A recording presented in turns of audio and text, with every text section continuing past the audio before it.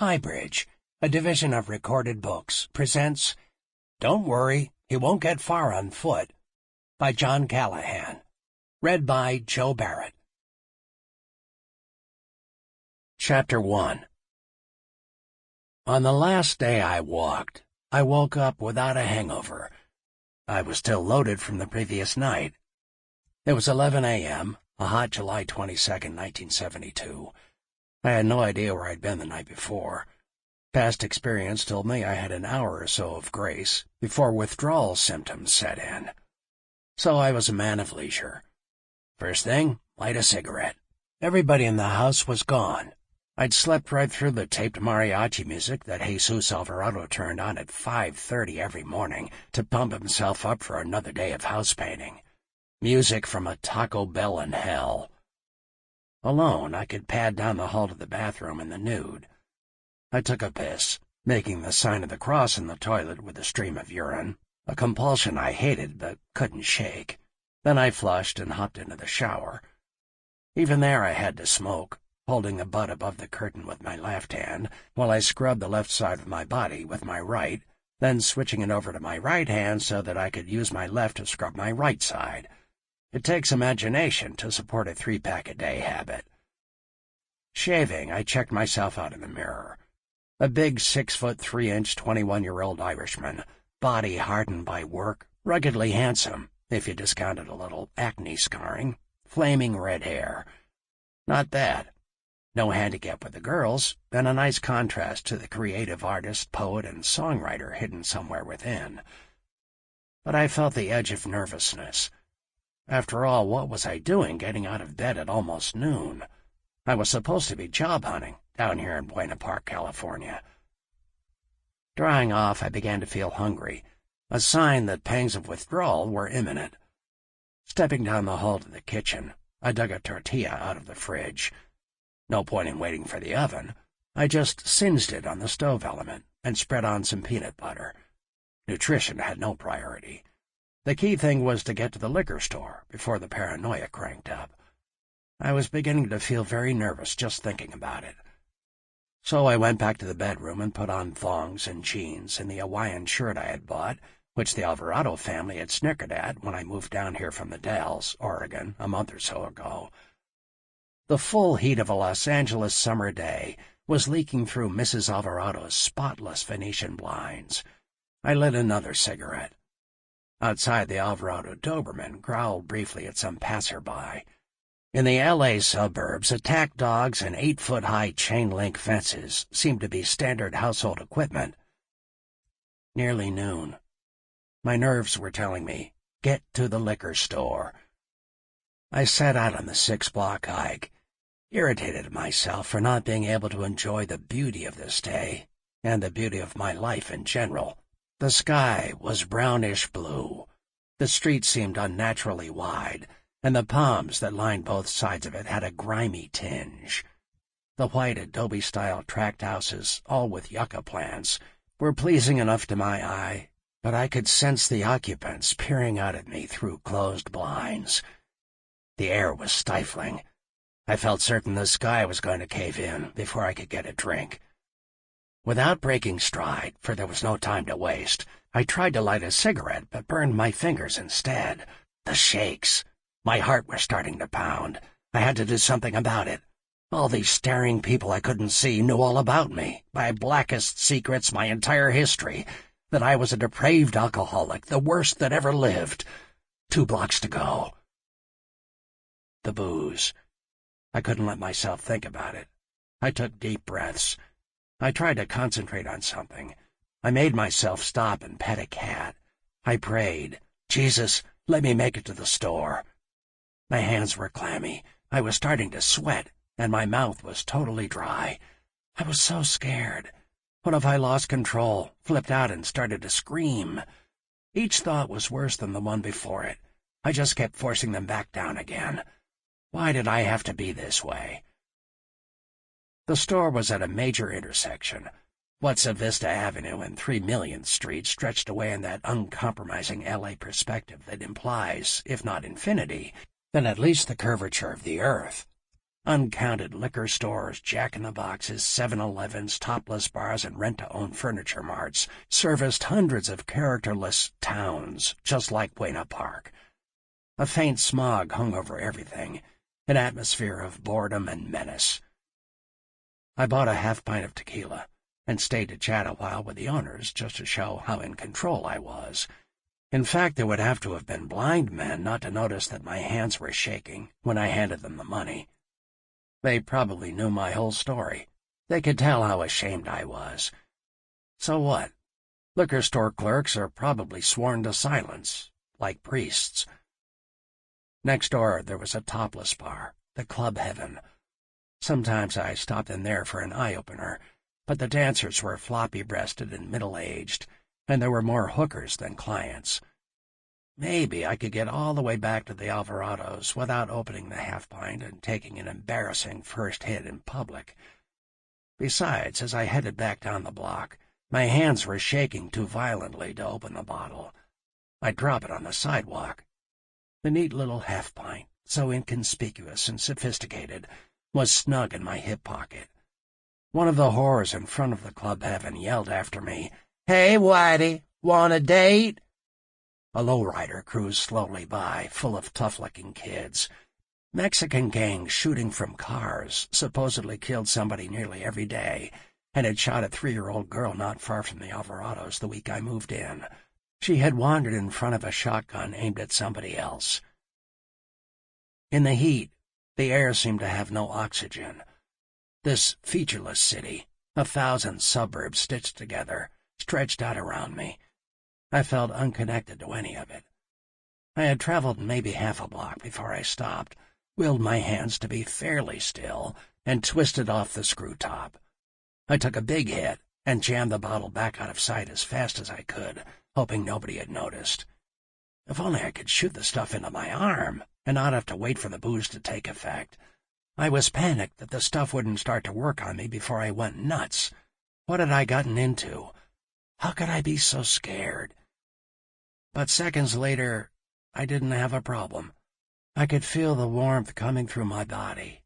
The noise was turning down in my mind. The faces were pulling away from all the windows. Walking back to the house, I did not feel quite normal yet, but the edge was off. I was hoping to get back quickly so I could take a second shot. Then I'd be steady enough to light a cigarette. At the house, the sound of a ghetto blaster playing Whitebird by the hippie uplift group It's a Beautiful Day announced that Terry Alvarado was back for lunch. I didn't like Terry. The Alvarado's teenage daughter was a self-confident little number who probably thought I was a bum mooching off the household, when in fact I was paying room and board and helping her father, Jesus, rebuild his boat. I went into the bathroom and filled a glass with water. I pulled my hooch, took a snort, then took a little shot of water and another great big hit of tequila. Now I was feeling good enough to go out front and say hello to Terry, and a cutie-pie Anglo friend of hers, who looked up at me with a big smile and said, "Hi, hear you're from Oregon. How you doing?" But I didn't try to hit on her. It was time to hop into my Volkswagen and set out on the job hunt. Business first. It was really hard being alone down here. Maybe a little detour to the beach would cheer me up. I felt guilty about driving while loaded, but any second the Mexicans might whip around the corner and blow me out of the driver's seat with a Gatling gun. I had to keep a little glow going. I liked the idea of half-pints because I wouldn't get stoned too fast, but this one was almost empty, so I stopped for a beer at a bar in Costa Mesa, where nobody really spoke any English, as it turned out. In fact, I recognized this bar. Jesus Alvarado had taken me there before, during one of our shark-fishing expeditions. Once a week he took a day off. We went out on a charter boat, and while a bunch of old men tried to catch sharks, I climbed up top and got drunk with the captain. I loved lazily drifting on the California Sea, beneath the expensive mansion-strewn cliffs of Malibu. On the deck below me, Alvarado's pals got tangled up in about $4 million worth of shark-fishing equipment. Their hats were full of hooks. I used to wonder why they didn't just throw the hats into the water. I finished the drive to the beach. The half-pint was gone, but I bought another at a Payless drug, stuck it in my jeans, and wandered out onto the sand to watch the people. Hard-bodied girls in bikinis, guys straight out of soft drink ads, jogging with their dogs, fat old women with Scotch coolers full of picnic. A girl in a bikini stopped for a chat. I fantasized she'd take me back to her bungalow. We'd have sophisticated L.A. sex. I'd move in. Her love would turn me into a normal person forever. Then I froze up. She must smell the booze on my breath. She must know.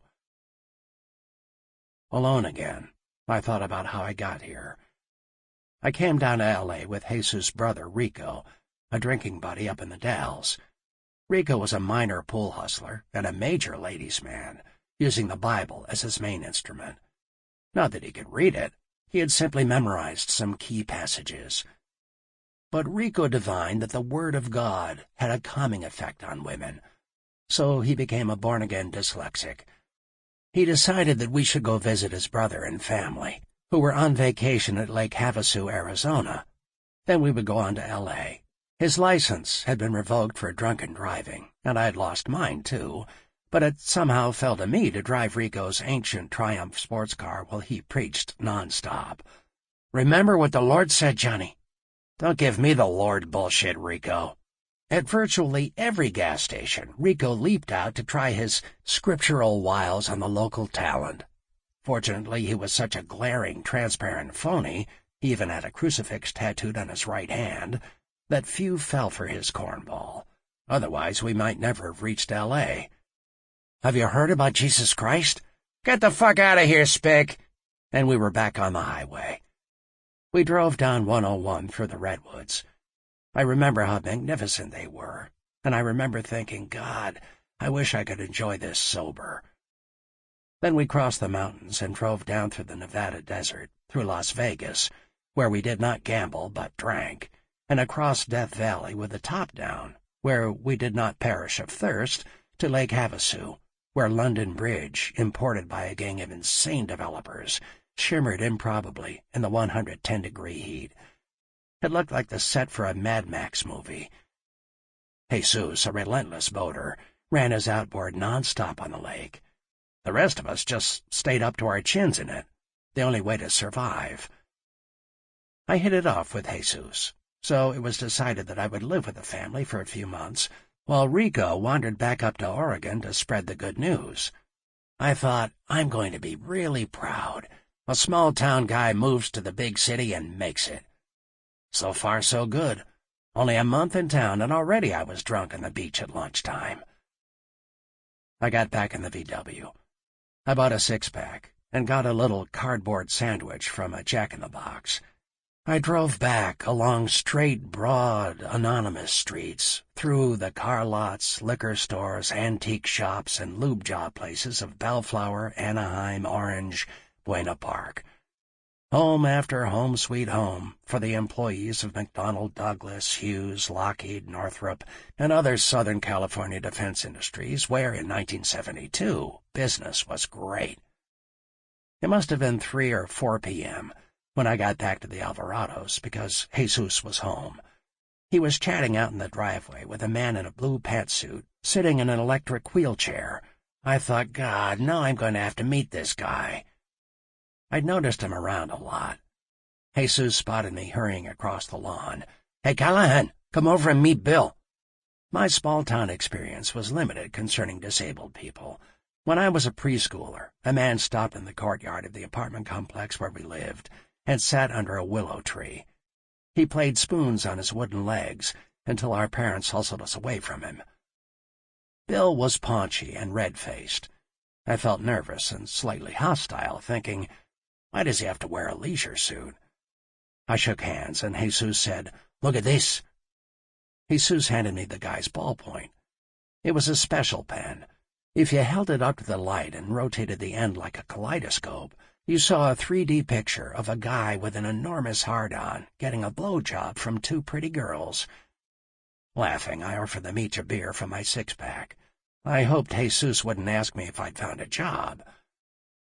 Inside the house, Terry and Mrs. Alvarado, a withdrawn woman who had to put up with me because I was pals with her husband but tried hard to ignore my very existence, were at work on dinner. Terry invited me to come along to a party with some of her friends. As an Oregonian, I was a little put off by these L.A. parties. Nobody knew anybody else, and nobody seemed to care. Everyone had a tan, was an entrepreneur, and talked incessantly about the state of his colon. Terry must have needed a ride. She was being extra nice, so I said, "Sounds great." To keep my nerves calm, I had a couple of belts in my room. After dinner, Terry's friends came. We wedged into my Volkswagen, introduced ourselves in a minimal way, and drove across Orange County to Anaheim. The party seemed to consist of 20 or 30 people gathered around the pool, all talking about the latest boutique drug. But some of the women were topless, which pleased me greatly. The odors of hamburgers and chorizos on the kettle cooker mingled with perfume, chlorine, and marijuana in the early evening heat. I met a blonde of about my age, and we hit it off. Things were looking up. But right in the middle of the conversation, I got nervous and excused myself to go up to the bathroom. Sitting in the can, I fished out my bottle and dumped a shot into my beer, a tequila Boilermaker. I checked out my beginner's freckle tan in the mirror and calmed down. Returning to poolside, I found that the girl had left with some of her friends. Her biographical tape, marriages, divorces, lovers, therapy, diet, had begun to bore me anyway. I've just gotten off meat, and now I'm kicking dairy products. What did she eat? Saddleburrs? Somewhere down at the other end of the pool, I could hear Terry's precocious drawl, "Jesus, man, far fucking out." Then I was buttonholed by a fellow who struck me as an obnoxious pest. He was very aggressive. Dexter was the sort who tries really hard to be liked, but ends up being detested because he's a blowhard. I've always attracted weirdos. The sun was going down, and the party was no longer much fun. He said he knew of a party with better babes. "It's great. You'll love it." With my used VW and his connections, anything seemed possible, even the half-hour drive to Long Beach. We couldn't find any host or hostess to thank. Forgot about Terry and her pals. Just split. We made a full 10 blocks before pausing at the first bar. Several 10-block units and bars later, Dexter, who was driving at the time, leaned out and puked all over the side of my car. I made him stop at the next gas station and wash the barf off with a hose from the pump island. He felt up to stopping at the next bar so I could replenish my stock of tequila and latch onto another 6-pack for Boilermakers. We had a drink while the bartender was getting it together. Eventually, we drove on in the general direction of Long Beach, passing en route the famous Knott's Berry Farm.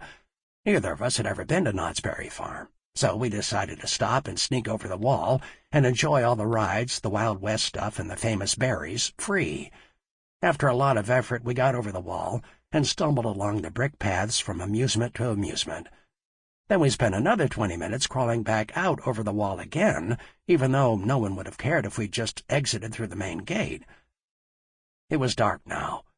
I was doing the driving while Dexter explained why he was the cunnilingus king of Orange County. "I just love yodeling into it," he slurred. Still, he was company, and it was kind of fun to be with a guy my own age for a change, having a few laughs. By the time we hit another topless bar, I was almost too drunk to get out of the car. Dexter swore this place was special, the dancers were great, etc., so I made the effort. I remember falling asleep with my head on the table, my cigarette burning me awake. I was starting to doze off again when Dexter began pounding me on the back and shaking me violently. "Callahan, look! She took it all off! She's bottomless! Wake up!" I opened my eyes to a double vision of blurred muff. The parking attendant tried to stop us from getting back into the VW. "You guys are in no condition to drive a tricycle." Dexter took the wheel. "He's too drunk," I thought fuzzily. "He's way too drunk." I can remember leaning my head against the window, feeling all cozy and safe. It was the state I'd been aiming for all day, a sense of being in a warm womb. Then a gentle confusion. Red lights, shouting, something about a blowtorch and a gas tank, a cacophony of faraway sounds and lights. Dexter had mistaken a Con Edison pole for an exit and had run straight into it at 90 miles an hour. The Volkswagen had folded up like an accordion, causing minor injuries to Dexter, but neatly severing my spine. I didn't notice, though. I was too drunk. Chapter 2. I was born directly into the church at St. Vincent's Hospital in Portland, Oregon, on the 5th of February, 1951. The way with illegitimate Catholic babies in those days was to remove them from the mother at birth, presumably to prevent any bonding, put them in the care of the nuns for 6 months in case the natural mother should change her mind, and then give them up for adoption to some devout couple. Thus, on the 11th of July, I was handed over to David Callahan, a grain broker, and his wife Rosemary, who thought themselves unable to have children of their own. They were mistaken. My adoptive mother became pregnant the following December with the first of 5 natural Callahan children, 3 boys and 2 girls. While I was still in diapers, the Callahans were transferred 80 miles up the Columbia River to the Dalles, a small town that they hated. To a Portlander, this was exile. Never mind that the place was deeply rooted in history, the greatest rendezvous of pre-Columbian America, where thousands of Indians gathered annually to net the abundant salmon, trade, gamble, and tell lies. Never mind that the landscape was of surpassing grandeur. In 1954, the Dalles was a sleepy wheat port with a small Irish Catholic community, surrounded by snakes, lizards, and Mormons. The nuns who taught in the parochial school left no doubt which was worse. Whenever a busload of Mormon kids went by on their way to a picnic or a ball game, the sisters would hiss, "You know that they're going to hell in that bus, don't you?" My earliest preschool memories were of the church itself, built in the 1800s to serve the increasing number of shepherds who had come over from County Cork. The soil of the Columbia River basin was prepared for grain by millions of sharp hooves. The sheep were mostly gone, but the Rileys, the Kennedys, the Learys, the Sullivans remained. During the long masses, whenever I was not kneeling, jumping up, standing, sitting, kneeling, jumping up again, never imagining that I was an aerobics pioneer, I liked to study the farmers dressed in badly cut pinstripe suits like dead men's clothing, their thick necks topped by homemade haircuts, their hoarse, pessimistic voices intoning the Latin hymns. The building itself seemed magnificent. It has since been designated an historical monument. The wainscoting, the lectern, and the screens were of polished oak, finely worked, and the stained glass had been brought from Germany. The altar, altar rail, and tabernacle were gold, the ceilings frescoed with the lives of the saints, the plaster walls above the wainscoting covered with icons between the Stations of the Cross. A choir of nuns lifted their voices at the back. Into this splendor filed an amazing collection of rubes and yokels. I especially remember one old man with a flowing white mustache, in an old suit, arm in arm with his old wife, who, due to a stroke, could barely walk. I was sure they had been born senile. Bringing up the rear were the Daltons, always late, though they had probably gotten up early on their remote farm, in ancient suits, hand-me-downs, and faded dresses. The whole family looked like Hoss Cartwright, even the women. Boone Dalton, one of the youngest, would be in my first-grade class. They sat up front and bobbed their soup bowl haircuts one by one, as they genuflected and shuffled sideways into the pew. I thought they lived in a state of mortal sin from tardiness. The Callahans also sat near the front, with mother and father on either end of the squirming line of kids. I was never bored in church. I was always being popped by my dad. "Don't stare. Look ahead at the altar." No use. I was straining for every morsel of interest and excitement. I always secretly wished Father Flynn would one day announce to the congregation, "And now let us join together for a few moments in staring openly at the Daltons for a good laugh." Instead, he was droning the Introibo ad altare Dei, and old Pete, who acted as if he was senile and had Parkinson's, was voicing the responses about 10 minutes late, often in the middle of the succeeding passage. Pete also limped, and so it was he who was charged with passing the collection basket. My father always fell asleep during the sermon. He was a big, highly visible man, about 6'4" and 200+ pounds. His neck craned back and to the right over his shoulder. With his mouth gaping straight up at the ceiling frescoes, he would begin to snore. No one ever woke him up. He would rouse himself just before the snores crescendoed and shout, "God, my neck is killing me!" Then he'd remember where he was. Often we go to Portland for the weekend and attend Mass at huge St. Madeline's Church, Grandpa Otto's parish church.